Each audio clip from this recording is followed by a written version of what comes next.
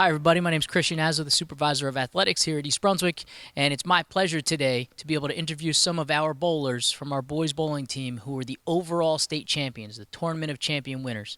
These guys have been great throughout the entire year, winning almost every championship, Red Division champs, GMC champs, sectional champions, group champions, and finally the overall Tournament of Champions winner. From my knowledge, they are the first overall Tournament of Champions winner in any sport we've had here in East Brunswick history. It's a great feat. It was a great scene at Carolier Lanes, and we really do wish these guys the best of luck. They put East Brunswick on the map. All their hard work, the coaches, the captains, we appreciate all that they've done. So thank you, and now I'll be interviewing some of the members. First, starting the season, did you see yourselves as the best team in the state? I think we did. I knew we had the potential to be the best team in the state, and I knew with all of our practice we could get there. Honestly, I don't think we were the best team in the state. We were probably top five, but I could think of a few schools beforehand that were probably better than us overall. I think we had the potential of being state champs because we work as a team to be our best. Well, I saw us as a top team, but I didn't see us as the best. I knew we were within top 10 or 5-ish, but I didn't see us as number one overall. I felt like we had potential to be, and we always had the opportunity to beat the other team, but we felt like overall there were a few other teams that had just a little bit more talent that they had the chance to edge us out. Okay, so you're talking about your potential. How did you prepare or improve throughout the season to make sure that you were at the top of the podium?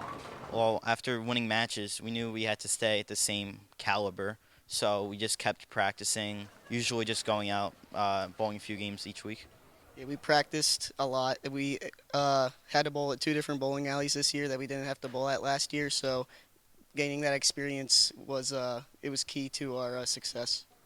With the two new lanes, it was just all about practice and getting used to the new places.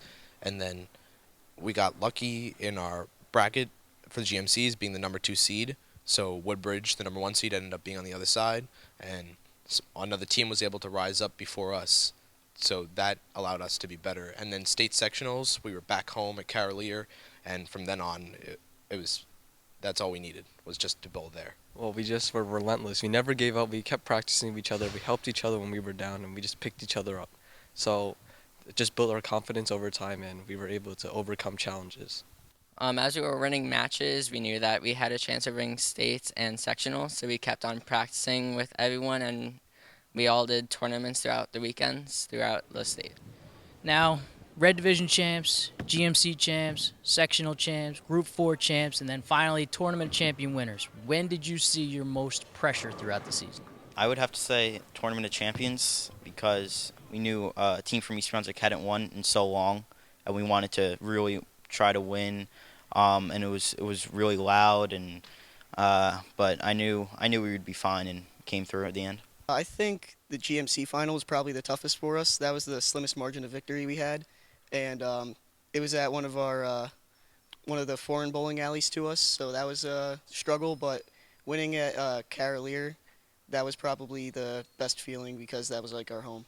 I would say GMCs because during GMCs in the finals, we were whenever we were winning, we only won by 2 points, and at first I thought that we would lose, but we came out with a win. During the Tournament of Champions, during the first Baker match, we almost shot a 300 game. We shot a 298, and the only other team out of the 4 of us that were still left that shot over a 200 was the team that we were playing in the semifinals, Sussex Tech.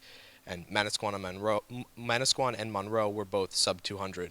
And after that first game, we're just like, there's no way we can lose. There's no way these teams will be able to beat us. There's a lot of confidence, and that's what it takes in a winner, to be confident and just continue to persevere. So as the paper's saying, 97 was our last Tournament of Champions winner. How does it feel to be that next group on the top of the podium? It's a great feeling to finish on top my senior year, and that's just the best way you want to end it. End it with a strike and end it on top. That's the best way to do it. It feels pretty cool, especially we had 2 seniors who really wanted to win, and to come out on top and win, not just as a team, but also those 2 seniors can end their career like that. It's pretty special. Yeah, it feels good, and I feel like we accomplished our goals and exceeded them. Feels satisfying. We worked really hard throughout the year, helped each other out, and I think we really deserve this win after everything we've done for each other. It feels good because I'm only a freshman, so I still have a lot more years to do this. What are your plans for the future? Hopefully go to college, hopefully bowl in college, and keep bowling. To keep bowling. Hopefully, maybe we can be at the same spot next year, and yeah, just keep bowling. I believe that we could win again next year, and I'm planning on going to a bowling college and bowling there. I think we can win the championship again. Unfortunately, college bowling isn't really in the cards for me, so that's not going to happen. But I'm definitely going to keep bowling individually, and I'm hoping that we can get this team together again in June to bowl in nationals. Now, Ethan, Coach Spieshaw, Coach Brem couldn't be here today, but kind of tell us how they, for the past 4 years, how they got you to this moment. They're the best coaches that any of us could have really asked for. They just made sure that we were always ready to go and we knew exactly what was going on. And they made sure that we kept a level head and just stayed focused no matter whether we were winning or losing or what was going on. They made sure that we were able to be put in the position to come out successfully. That's a great thing. I know bowling's an individual thing, yet a team thing, and a coach and captains like yourself, along with James Raytano, who couldn't be here today, really kept this team together, and I think wish you guys the best of luck. You did great things and put East Brunswick on the map for bowling, so thank you very much.